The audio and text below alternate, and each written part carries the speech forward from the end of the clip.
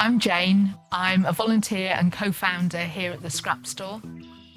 My role is mainly behind the scenes. I love to make contact with people, make those connections. I love looking at how we can support each other with a bit of collaboration. It's affordable, it's accessible, it's creative, and it's exciting because lots of the stuff in here you couldn't get anywhere else. So it's very unique. Our community runs from people who come in just regularly from the local community. It could be a school, it could be an artist, it could be a creative, it could be somebody doing up their house. So the British Art Show 9 was coming to Plymouth. Jenny said, could we do something together? I said, of course we can. And then it was, well, what can we do?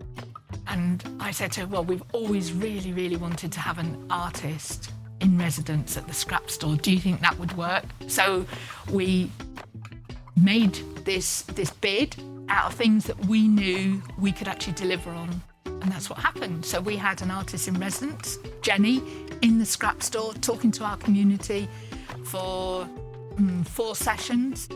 Part of those sessions was to take people who'd never been to the box or to cast out of their comfort zone and to walk with them and take them, holding their hand almost, to those new venues so they could have an experience. People who use the Scrapstore are wide and varied. Some would naturally go to those places, but there's a lot of people who wouldn't. So they had just lovely, lovely experiences of going with Jenny, so they knew somebody before they went to these new venues.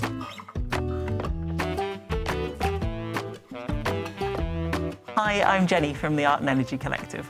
Art and Energy is a collective of artists, tinkerers, makers, researchers. Pretty much everyone is welcome to come along and share their view on the climate emergency and get creative. And we think that by doing something and making something and getting creative, then your brain works in a different way and you can kind of think about these big, scary topics in a constructive way.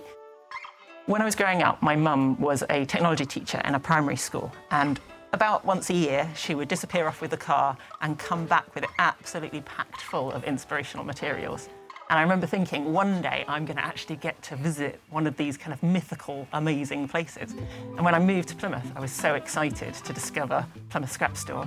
So we at Art and Energy have worked with Scrapstore in all sorts of different ways, from sourcing a lot of our materials here and actually coming in for inspiration as well. So there's kind of a chicken and egg situation as to whether the project starts first or the materials start first that we might find here to set us off. We're part of the Plymouth Eco Organisations Collective, and we've had a couple of funding bids. So that has resulted in us being able to do more creativity and involve more people in Plymouth with the projects that we work on. Just before lockdown, we created solar artwork, which is still in the window here at the Scrapstore, and that was made with the Scrapstore community. I think a lot of people think of Scrapstore as a place to come for materials, but actually the team here are amazingly inspirational and resourceful. So I will just pop in on my way past on my bike and come and say, I've got this session I need to run and I'm not sure what to do. And Mizzy might come up with an idea, or I might say, oh, I'm really looking for a box that's a particular size to post something in or to deliver a kit. And Joy will disappear upstairs and come up with an idea and a suggestion and a solution.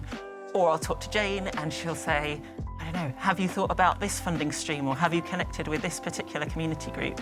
And also, while I was here as British Art Show ambassador, connecting with the volunteers was amazing. They're all kind of hidden upstairs, sorting out all the scrap. But again, they're a wonderful, generous community of people I'd really recommend getting to know. Okay, so for us, the process starts with a conversation, or as we call them, a happening. So you can come into the Scrapstore any day of the week and you will have a happening, whether it's a small conversation with somebody, whether it's a cup of tea, whether it's showing them around. It's about those starting points for us are the gentle side of things, little snippets, little nuggets, and then you might park it for a while and think, yeah, we'll come back to that one and see how we can help those people take whatever their plan is to the next stage. Then we would formulate a bit of a plan. We're great planners. We have lots of bits of paper. We're not so good on the techie stuff, but we do love a good bit of paper. And we would draw up something, and it will be drawings of how this process might work. Then we would think about, okay, so like most good plans, it needs a bit of money behind it. Does it need a little bit of money? Does it need a lot of money? What's the time commitment? What's the people commitment? And how can we make it grow? Then we'll put some timescales in, and then we'll take it through those stages. So to me, I think good collaboration is being able to celebrate when things go well, but also kind of commiserate and keep each other supported up when things don't work. So I think it is that flexibility, that openness, and that ability to share and to support each other. Art and Energy are a really small organisation, and when we take on projects, they tend to grow quite quickly. And so we really depend on those good collaborations and being able to partner with other organisations, both in a more formal way and also in particular just in that kind of friendly, we're doing this, we're doing that, all that works quite well together and let's support each other on that. I think it is that open communication and being able to share ideas and bounce ideas around. A cup of tea and a piece of cake goes a long way in terms of rather than more formal conversations. I'm really glad now we're able to do that sort of in-person meet-up and throwing around ideas and then supporting each other to find ways to actually make that happen. So for me, as I said, good collaboration is about being open and honest. It's about being completely upfront about what your expectations are from the collaboration. It's about being realistic about what each partner might actually gain. Sometimes it'll be more one-sided than the other, but it's about, are you okay with that? Does that work for you? So what we have at the moment is we have a collaboration with Precious Plastics. They wanted a flat bed thingy to take Precious Plastics to the next stage. And it was, all the money was going to be needed to be spent on that. So, okay, so what would we get out of it? Well, being part of the circular economy for Precious Plastics, they said that they would get their plastic from us. So plastic that's donated, they would be able to use in making things as part of their workshops. And they would give us 3 free workshops over the time. So for us, it's like, wow, that's amazing. That's exactly what we wanted. And yeah, and we share. You know, there are some bits that other people are going to be better at than us, and there are some bits that we're going to be better at than other people. But we've been around for 30 years in the city, so we know a lot of people.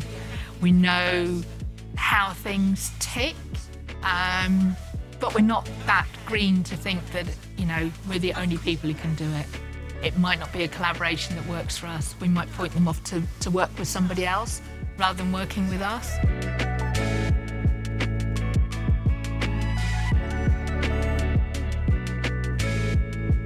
I think the sign of a good collaboration for us is generally that it's leading on to that next project, that it's not a cut-off end. Jane at Scrapstore is particularly good at putting aside that time at the end of the project to make sure everyone sits down and discusses openly and shares both what the positives have been, what the kind of sticking points have been, and what the next steps could be. So I think she's really good at saying, hang on a minute, guys, we can move on to the next thing, but let's pause.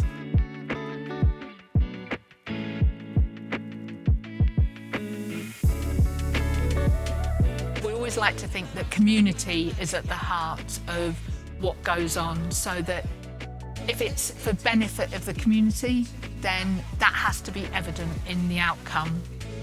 If it's a thing, then we love to see the thing, whether it's a physical thing or a time thing or an event, we like to see the thing happening. But actually, if it doesn't happen, but the journey has been a really successful journey, then that's equally as important, because coming from a playwork background, for us, it's not about end results. It's always about the journey and about the story behind the journey.